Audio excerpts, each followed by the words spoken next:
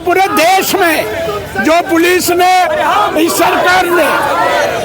सरकार ने बच्चों के साथ अत्याचार किया, जो कल इस देश के एलओपी है उनके साथ दुर्व्यवहार किया, पूरे देश में आंदोलन चालू है और इस देश का हिस्सा बोरीवली है और बोरीवली का पूरे देश में इसी तरीके से आंदोलन चलते रहेगा।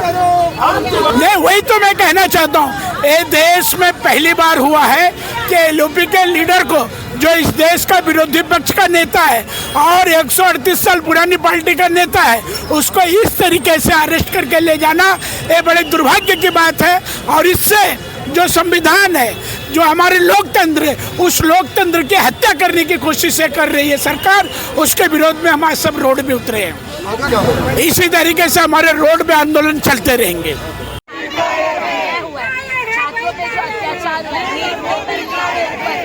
आंदोलन हुआ है, हम यहाँ पे प्रोटेस्ट कर रहे हैं, धर्मेंद्र प्रधान का इस्तीफा मांगते हैं। और जिस तरीके से राहुल गांधी ने, जिस तरीके से आपने देखा, राहुल गांधी हमारे देश के नेता, हमारे एलओपी जिन पे अत्याचार हुआ है, उसका विरोध करने के लिए हम यहाँ खड़े हैं। और हमारी मांगे ये हैं कि धर्मेंद्र प्रधान जी रिजाइन करना चाहिए और नरेंद्र मोदी भी रिजाइन करें। हमारी प्रोटेस्ट चलती रहेगी, इसी तरह पूरे देश में आग चलती रहेगी। आप देखो किस तरह छात्रों पे अत्याचार हुआ है, ये हिंदुस्तान नहीं सह सकता, ये हिंदुस्तान नहीं सह सकता। बिल्कुल गलत है। राहुल गांधी हमारे लीडर ऑफ ऑपोजिशन है, उनका पूरा अधिकार है कि उन्होंने पार्लियामेंट में चर्चा मांगी, उन्होंने ये भी मांगा कि धर्मेंद्र प्रधान रिजाइन करना चाहिए। गवर्नमेंट और सरकार नरेंद्र मोदी नहीं सुनेंगे तो प्रोटेस्ट करेंगे। उनका प्रोटेस्ट सही था, जो उन पे अत्याचार हुआ वो बिल्कुल गलत हुआ है। तो बिल्कुल नरेंद्र मोदी जी जो बात ही नहीं सुन रहे, तो उनके ऊपर अत्याचार जो छात्रों पे हुआ वो कैसे सहन करेगा।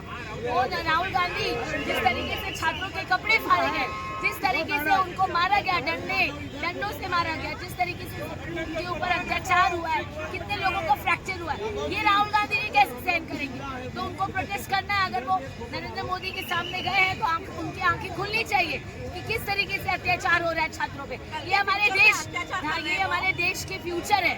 ऐसे बच्चों पे अत्याचार करोगे तो हमारा देश कहाँ जा रहा है, किस तरफ जा रहा है। 1-1.5 घंटे के इसमें इतने लोग यहाँ पर आ गए हैं और 1-1.5 घंटे में लोग इतने, अभी जाते जाते भी लोग बहुत से बोल रहे हैं कि हम आपके साथ में हैं। जब जनता हमारे साथ में है तो हमको फिक्र नहीं है। 10 साल तक उनको मिले, अभी 12 साल में उन्होंने पूरे देश को कमजोर किया है। ऐसी सरकार को बदलना है और कभी भी ये सरकार गिर सकती है। ये पहली बार इतिहास में ऐसा हुआ है कि विरोधी पक्ष के नेता को, वकील साहब आपको भी ध्यान देना है, आप इतने भी देखा तो ऐसा जो चल रहा है उसके खिलाफ हम सब आवाज उठा रहे हैं। ये आवाज पूरे देश में गूंज रही है। ये युवाओं की आवाज है, महिलाओं की आवाज है, बुजुर्ग की आवाज है, पढ़े लिखे इंसानों की आवाज है, जो माँ बाप जिनके बेटों को पढ़ा रहे हैं, इतना खर्चा करके उनको आगे बढ़ाना चाहते हैं। इसके बीच में ये सरकार आ रही है। हम उन युवाओं का भविष्य बर्बाद नहीं करना चाहते, इसीलिए हम सभी कार्यकर्ताओं के आभारी है। धन्यवाद। अगर इंसाफ नहीं मिला तो अगला कदम क्या होगा? यही कदम है, हम कदम कदम आगे बढ़ेगा और ये जो है बूंद बूंद तालाब बनता है।